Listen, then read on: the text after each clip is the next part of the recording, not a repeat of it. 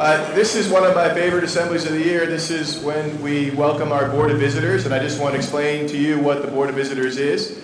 The Board of Visitors is comprised of Shadyside alums, most of whom live in different parts of the country, and they come back to participate today in an all-day meeting, first with the Board of Visitors themselves, and then with our Board of Trustees this afternoon, to really talk about strategic issues that Shadyside is confronting or facing. So it's really planning conversations, challenges that the school has, all the great things that are happening here as well. So it's wonderful to have them. I just want to welcome the Board of Visitors who are in the audience. So if you guys wouldn't mind standing for 1 second, please stand up.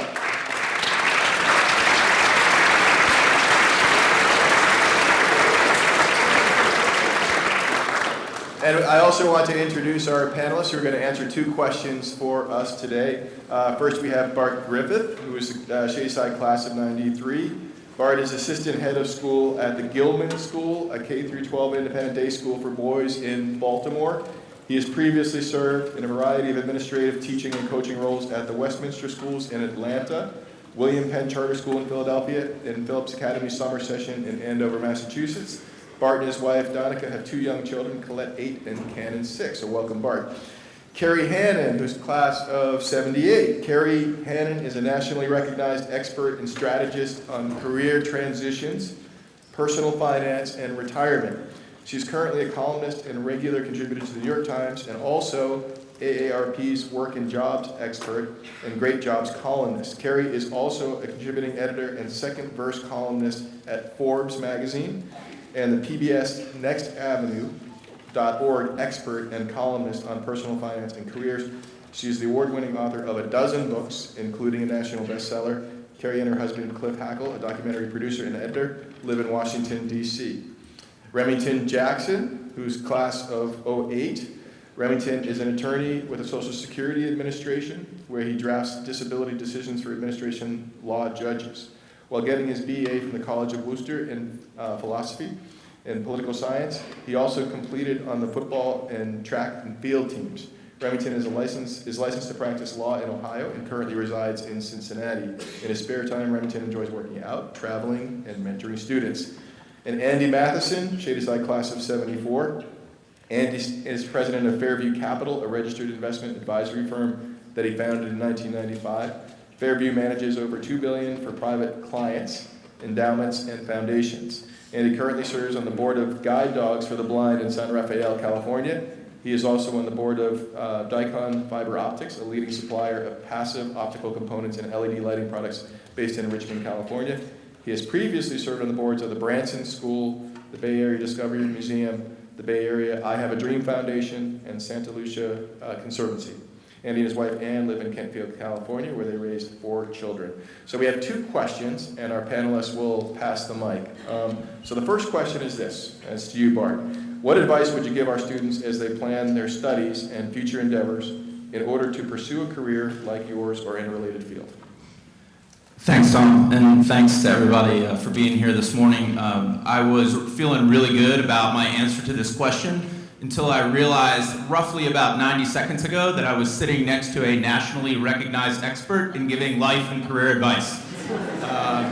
So thanks to Jamie Brush for at least giving me sort of first chair here, as opposed to having to go after Kerry. So good luck, Remington and Andy. The world that I knew as a high school senior at Shadyside was vastly different than the world that you all live in. More complex, more complicated, more uncertain is your world, to be sure.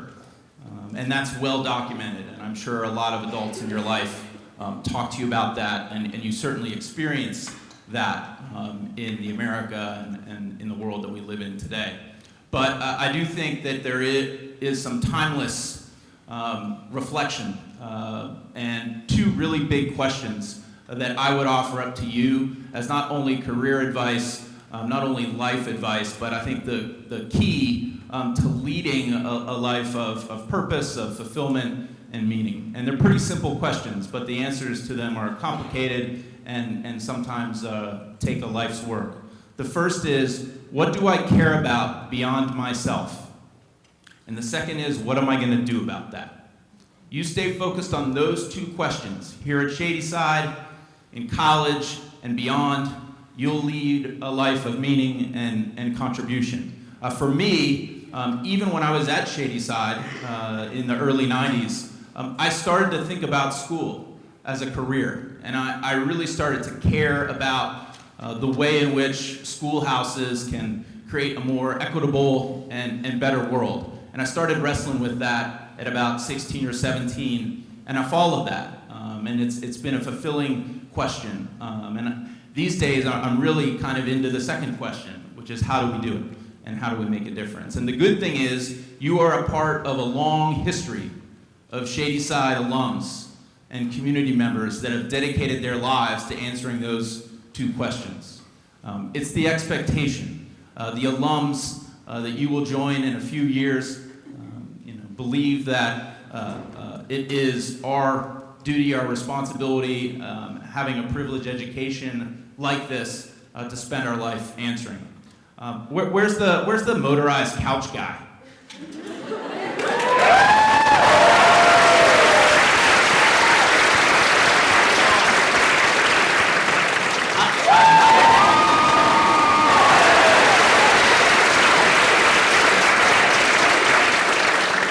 I don't know your name, motorized couch guy, but I'm just going to stick with motorized couch guy for the sake of the speech, because, right, it doesn't matter what you care about beyond yourself. It might be a motorized couch, okay? But the point is, you're excited about something that is bigger, than your own reflection.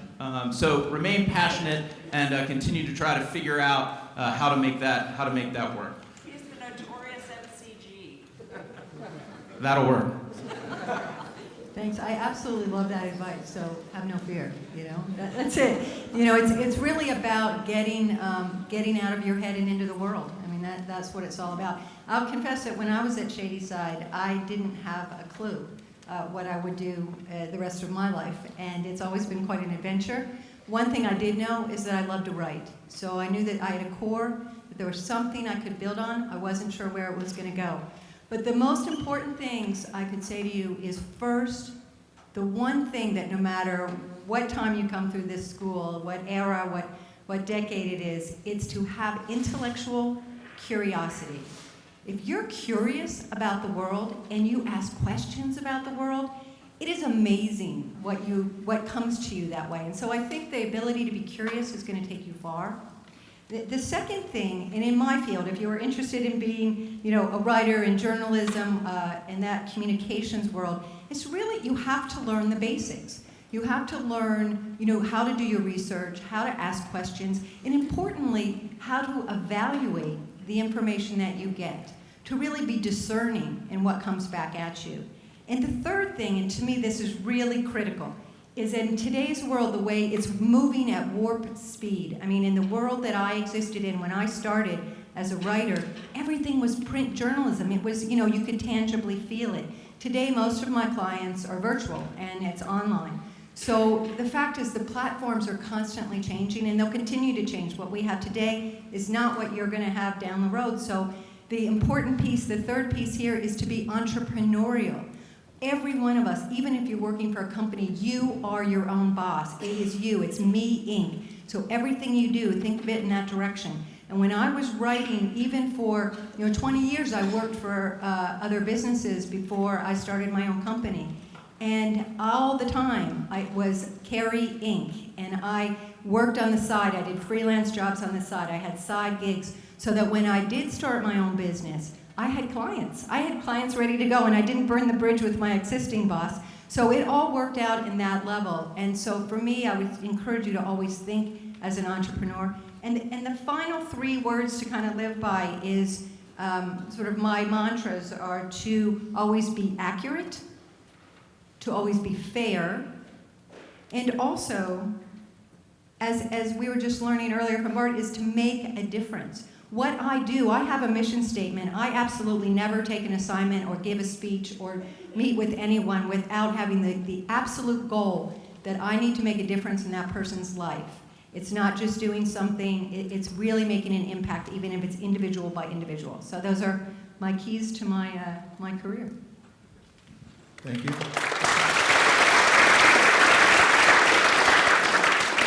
You were right, that's really hard to follow after. Hi, everyone. It's really great to be back here. I remember staying in those same seats as you guys 10 years ago, actually. For me, I think the biggest thing if you want to become a professional is you're okay with the F word.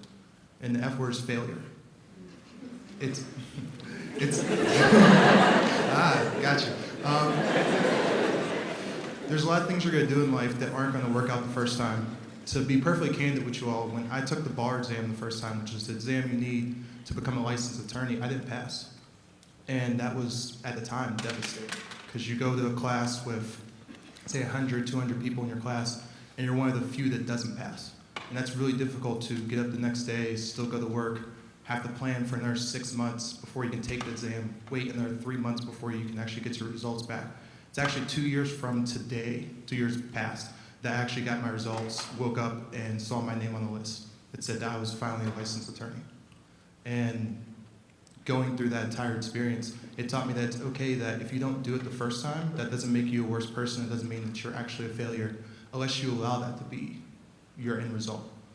If you get back up and you continue going, that will be your story. That will mean a lot more to say, I persevered through that, and it's okay. So regardless of whatever profession you want to go into, if you want to just make couches that move around everywhere at the fastest speeds possible, you want to become an attorney, a doctor, whatever it is, if you don't get it the first time, continue pushing through. Create whatever that is, that loss, and make it a lesson. And you'll, whatever it is that you do want to achieve, you'll get there.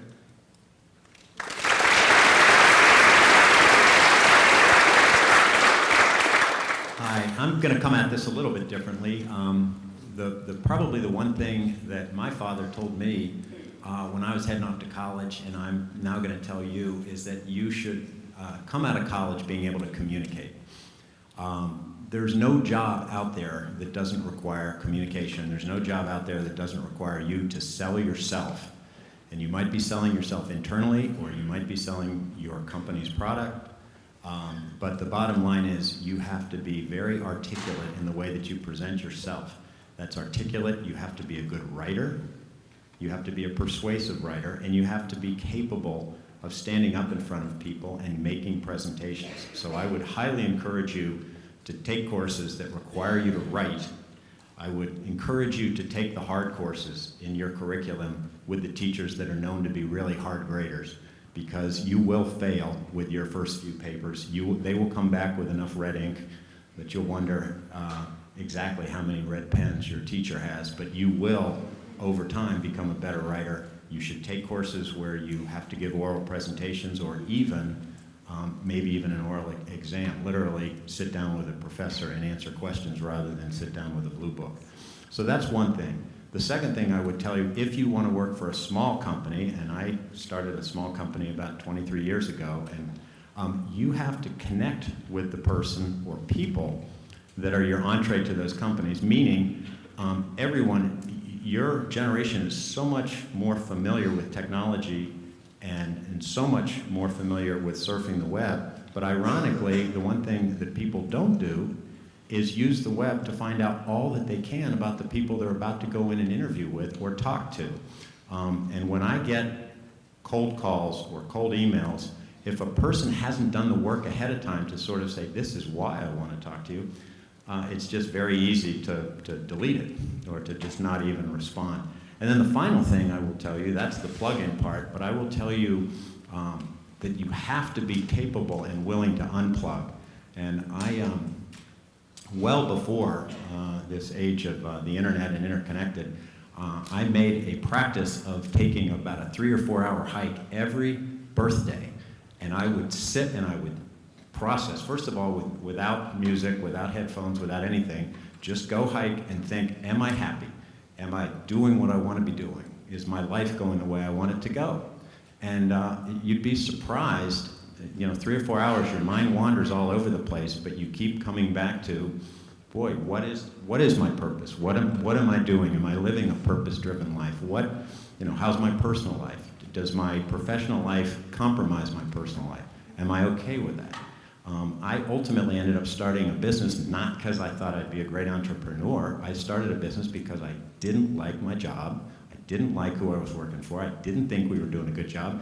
And I thought if I went to work for some other organization, I might run into the same problems. So it is really, really vitally important, more so than at any time I can remember, that you have a means of getting away from it, of not having something beeping, buzzing, or vibrating in your pocket, getting out there and really, truly thinking about what it is that you want to do with your life. And hopefully, you will want to be happy and fulfilled, and you will figure out what makes you happy and fulfilled, and you will go in that direction.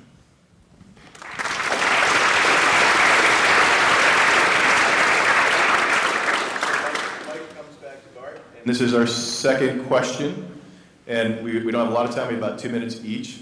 So the question is, what is your most cherished memory of Shady Side? Clipper dance. Right? Is that still a thing? Come on, Clipper dance.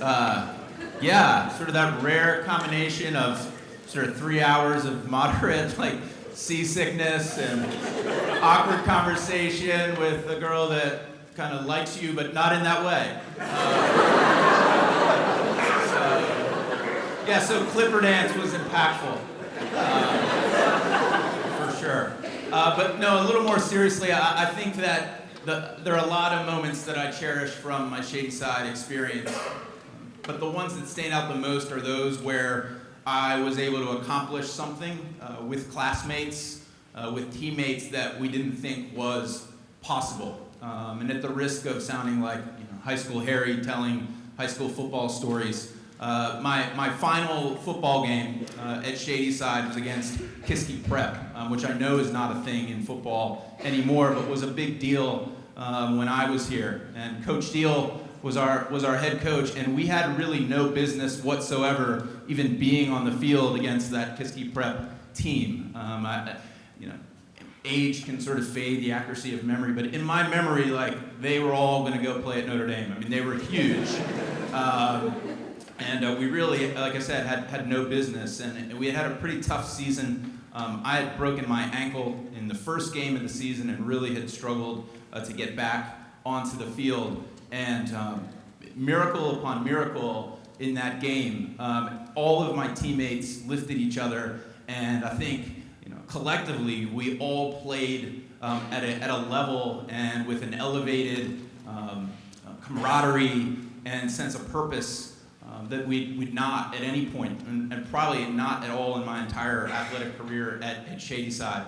And we won the game in a way that really just, I think, surprised really everyone. I know it surprised my parents, for sure. But it left me with such a good feeling about what matters in a place like this, beyond the win. But that ability that you have when you care and you're committed to something of value with other people, you can really be the best version of yourself. And so I cherish all the moments at Shady Side. That was a perfect story. I love that. For me, I came to Shady Side from Ellis, so I had been at an all-girls school, and I was the first class of girls that came all the way through Shady Side. And it was a little intimidating. All of a sudden, I think there were 10 girls in my class. And for me, there were 3 things that stand out about Shady Side that really have lasted for me. The first is the confidence that I learned in a particular English class I had with Mr. Gregory. And probably none of you knew him, but he was my favorite teacher and most of my life. He's just clung to me, what he taught me, but a lot of it is Mr. Gregory believed in me, he believed in me as a writer, and he gave me a lot of confidence, and I was just a sort of insecure freshman at the time. Second is laughter. I took French with Mr. McConnell, which he may still be around campus now and again, and Mac was hilarious, and he taught us that hey, it's okay to really fail and be horrible at learning a foreign language because it was funny. And so we would all laugh. We had a small class, and there was a lot of laughter as we would stumble through the language, and we actually ended up being fairly proficient. And the final thing is what Shady Side gave to me as a young woman is a sense of autonomy, a sense of freedom, we were able to make choices about what we did with our time here on campus. We were treated like adults. And it helped me so much when I got to college because I'd already had this sense of someone believing in my ability to make decisions about the kind of classes I needed, the kind of schedule I wanted, and so forth. So it was really important. And even in terms of athletics, I competed on horses. I showed horses, and Shady Side gave me the opportunity to pursue that as an independent study. So I was able to focus on that, and I really appreciated that. And I still do that today. So it was really great. So those 3 things. Thank you.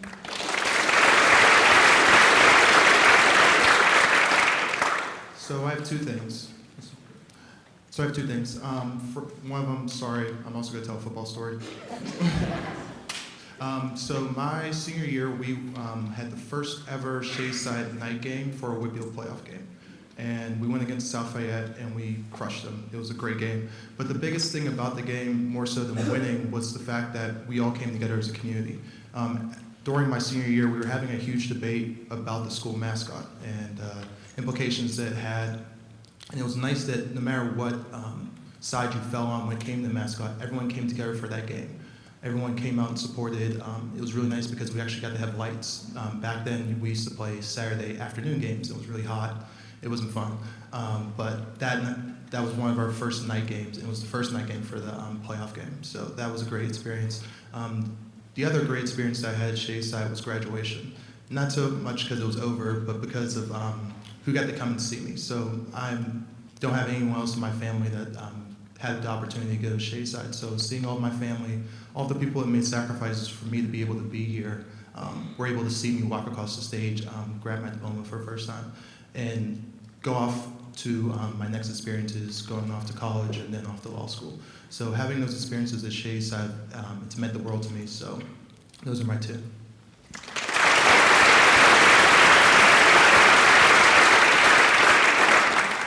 I decided that without question, the highlight of my experience here were my class and my classmates. I am now 40 plus years out of Shady Side. Shady Side actually went co-ed our senior year, so we actually had a really entertaining senior year as sort of being the groundbreakers. We had 3 women in our class, so they were very brave and hardy souls. In thinking about sort of how life progresses, one of the things I've concluded is that friends that know you when you're 17, 18 years old will know you forever, and they will truly stay with you, and you won't change, and they won't change. And that's something that doesn't matter. I've lived in California now since the early 80s.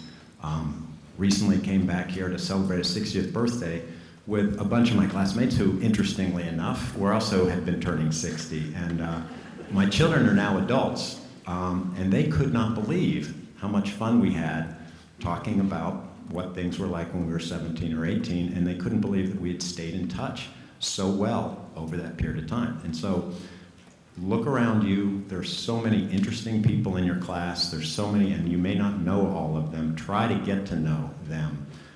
Because a class as an entity is a very powerful thing, and when you can stay close, as our class did, I think we had almost half our class come back for a 40th reunion. That takes work, it takes communication, but it's very easy to stay in touch with people now. And whether you live 3 time zones away or not, your classmates are going to be your classmates for the rest of your life. They will be going through the same progress in life that you will be going through, and they're fantastic friends to have. So my classmates, without question, were and have been and remain the highlight of my experience at Shady Side.